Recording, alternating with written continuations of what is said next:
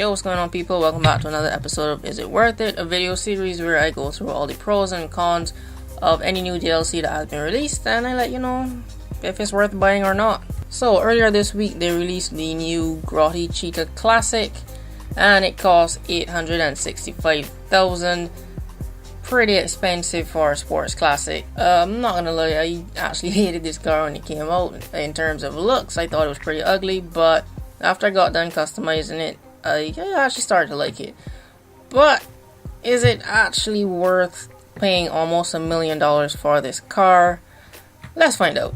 So we'll start with how it sounds, and it doesn't sound like any other car in the game, so it has its own unique sound, but it doesn't sound all that great, to be honest. It has a regular blow-off valve. It doesn't have a special one like the Karuma RT20, so overall the sound is just eh.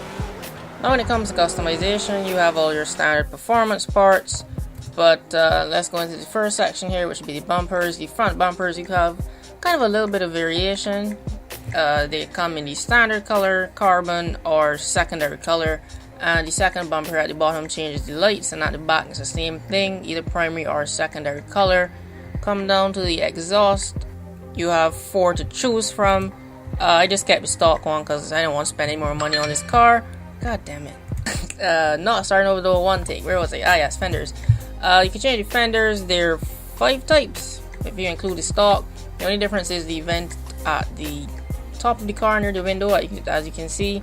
Switch on over to the hoods. I don't really like any of these hoods. The first 2 are different, and the last 3 are the same, but you just change the color from primary, secondary, or you can have it black. So we're kind of seeing a pattern here with the customization color: black, secondary, or primary color. Come all the way down once. Oh, the roof, change the sun stripe. So we have the Grotti in gray, white, gray, white, green, and the Italian colors, because you know this is supposed to be Ferrari, so it's from Italy.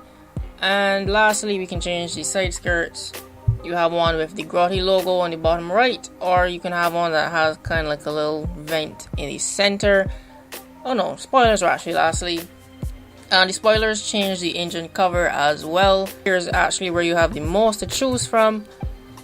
Whole different set of engine covers and spoilers to match in the same black primary and secondary color we're talking about, but I actually chose the option to take off the entire engine cover and went with the low spoiler in primary color, and I just threw some gold rims on there, and yeah, I like how this looks.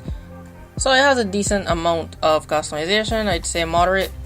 And now over onto the handling. Took this on over into a track that I like to test out new cars on, called Hit the Apex. And yeah, we're gonna start with traction. Traction for this car is not really that great. It doesn't have that much wheel spin, but in terms of braking, if you're at like top speed and you jump on the brake, it's gonna take like 3 to 4 seconds to stop. So by that time you probably already hit what you were trying to avoid. The car also doesn't do too well when you're coming off of jumps, so there's also that. But in terms of steering, the car goes from understeer to oversteer really quickly, so you're gonna have to be correcting that. As you can see, as I'm going on these hills here, I'm just trying to correct it until I hit the wall. You'll see it. But yeah, I think that is about it for this car. So it has a moderate amount of customization. The sound is okay, and in terms of handling, it's not great, but it's not that bad either. I'd say it's manageable. So that being said, should you buy this car?